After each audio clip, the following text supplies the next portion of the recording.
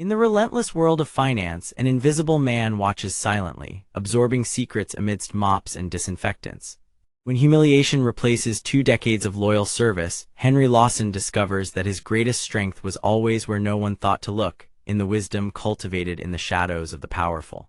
The marble floor reflected the soft lights of Langford & Co. Bank as Henry Lawson moved the mop with precise and rhythmic motions. At 55, his face showed wrinkles that told stories of hard work and perseverance. Carefully combed gray hair and serene brown eyes completed his discreet figure, dressed in the gray uniform with the bank's logo. For 20 years, Henry had been traversing those imposing corridors. He knew every corner, every persistent stain, every rhythm of the building.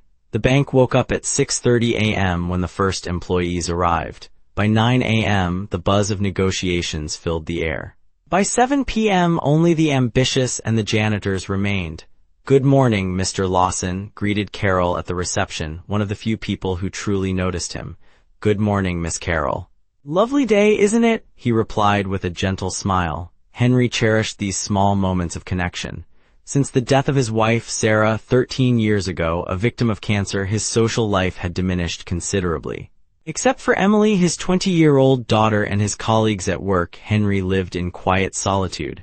In his modest apartment in the suburbs, he lovingly kept photographs of Sarah. Her radiant smile and gentle eyes remained alive in his memory and in Emily's face. The girl had inherited her mother's determination and her father's curiosity, a combination that had taken her to university, where she was studying economics with a partial scholarship, complemented by Henry's efforts. While cleaning the large windows that showed the city awakening, Henry recalled the conversation from the night before with Emily. "Dad, you wouldn't believe what we learned today about investment funds.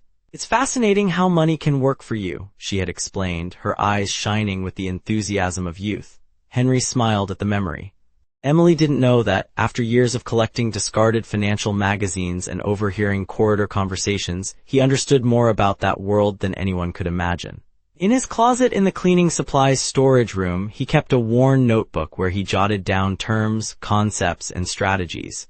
While bank executives discussed millions in their air-conditioned rooms, Henry watched and learned.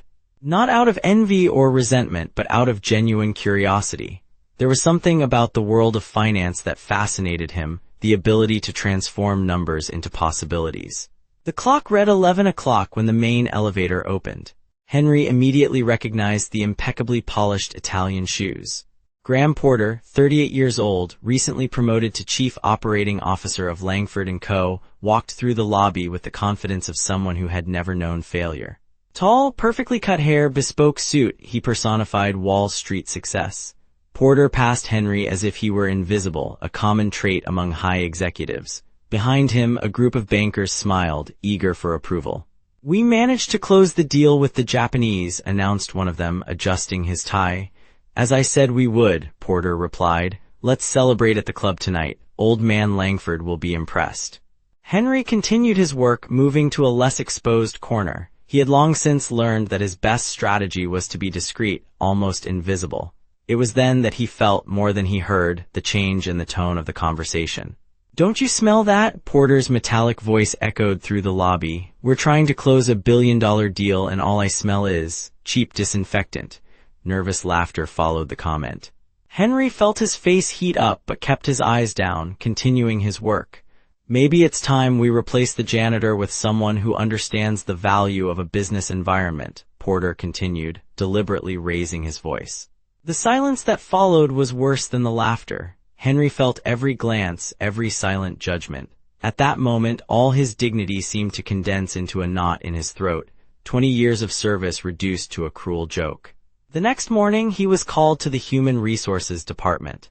A young woman with an embarrassed expression informed him that, due to internal restructuring, his services would no longer be needed.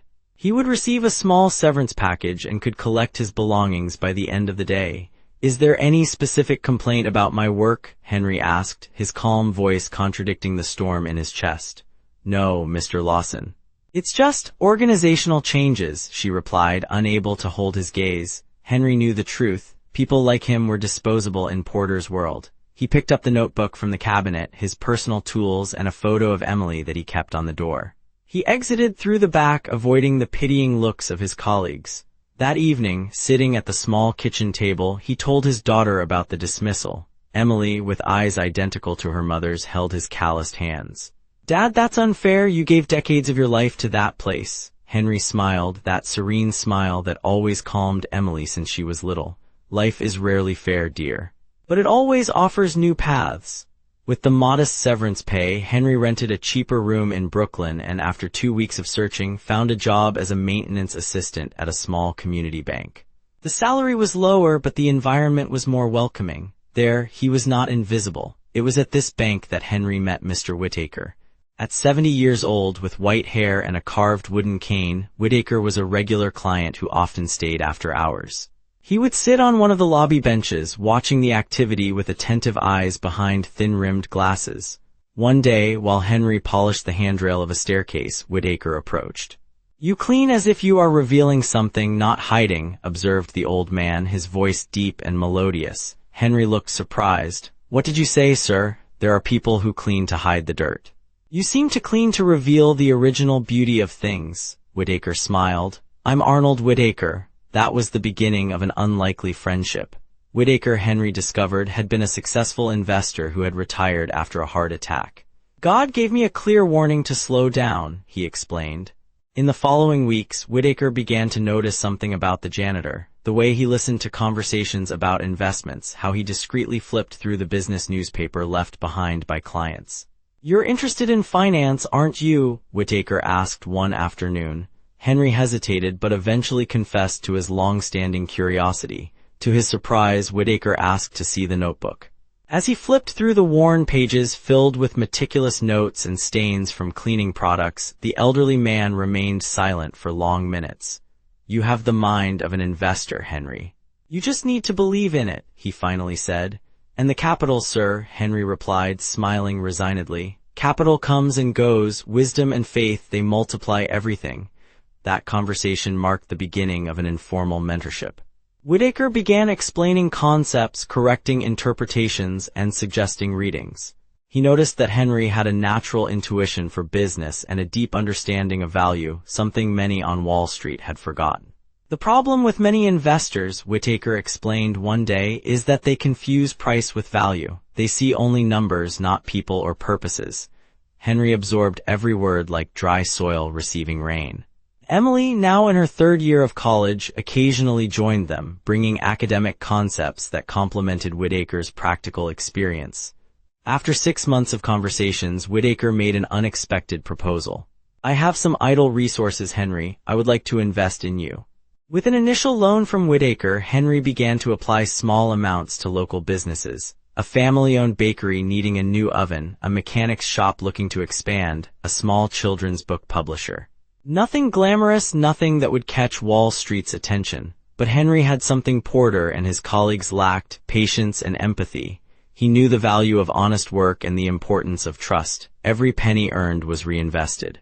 Every success was celebrated with gratitude. 3 years passed. Emily graduated with honors and got a job at a financial consultancy.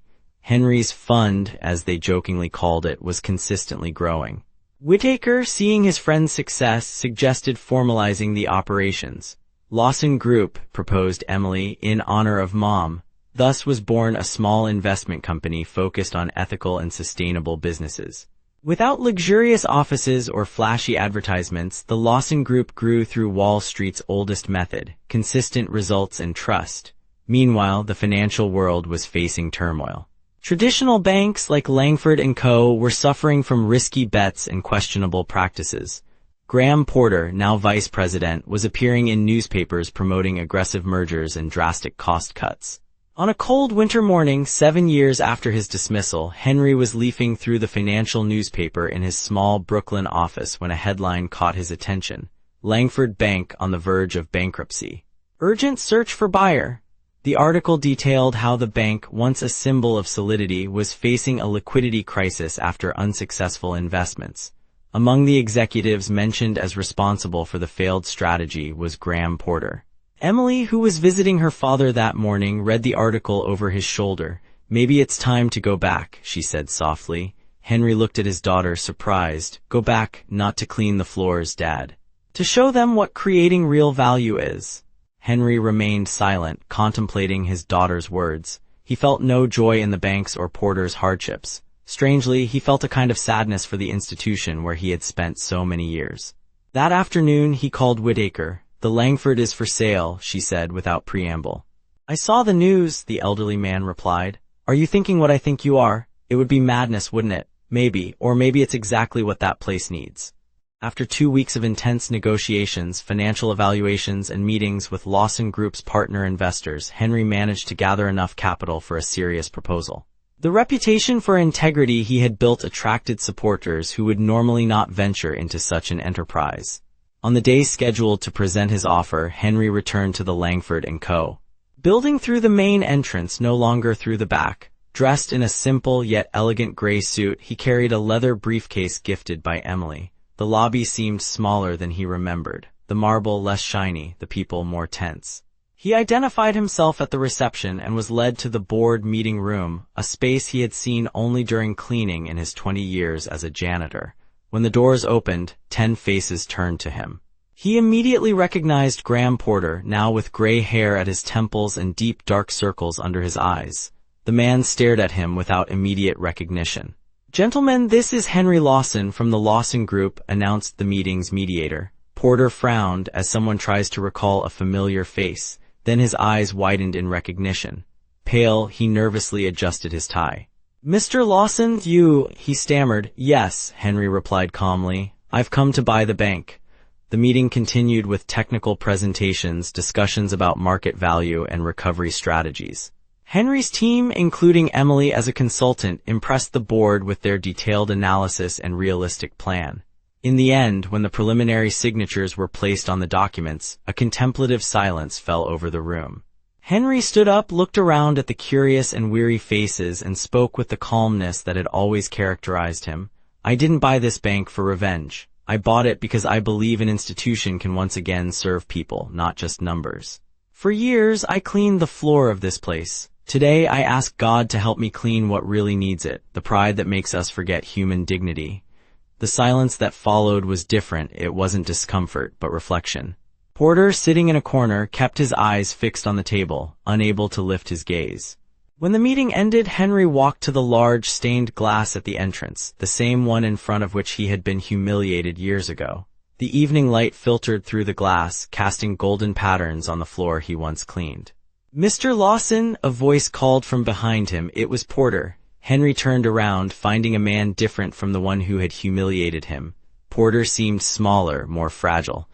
"I would like to apologize," he said with difficulty, "for the way I treated you." Henry observed him for a moment. "You know, Mr. Porter, that day I felt invisible, as if my humanity didn't matter." Porter lowered his eyes. "I understand that now, so maybe we can rebuild more than just a bench." Later, when everyone had already left, Henry remained alone in the office that was now his. In his pocket, he found the old set of keys he had carried for so many years, including the one to the cleaning supplies closet. Carefully, he took that specific key and hung it on a small hook on the wall of his new office. Not as a trophy of revenge, but as a reminder. No one is so small that they cannot grow, nor so big that they cannot fall. The next morning, the first day of a new era for Langford & Co., Henry arrived early. In the main lobby, he found Emily waiting with a smile. "Nervous, Dad?" she asked. "Curious," he replied. "I've spent decades watching this place. Now I'll see what it's like to be on the other side." Together, they went up to the main office. Through the window, they could see the city awakening, the same view Henry had contemplated while cleaning windows, now observed from a different perspective. "Mr. Whittaker called," Emily commented. "He said he's proud and will come to visit you this afternoon." Henry smiled. "We owe him a lot." "We owe you, Father, to your perseverance." When the first employees started to arrive, Henry went down to greet them. Many surprised faces, some recognizing the former janitor.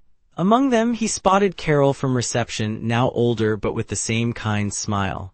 "Good morning, Mr. Lawson," she greeted, as she had done hundreds of times before. "Good morning, Miss Carol," he replied. "Beautiful day, isn't it?" And it truly was. A day for new beginnings, built on the steadfastness of someone who never lost his dignity, even when the world seemed to bet against him.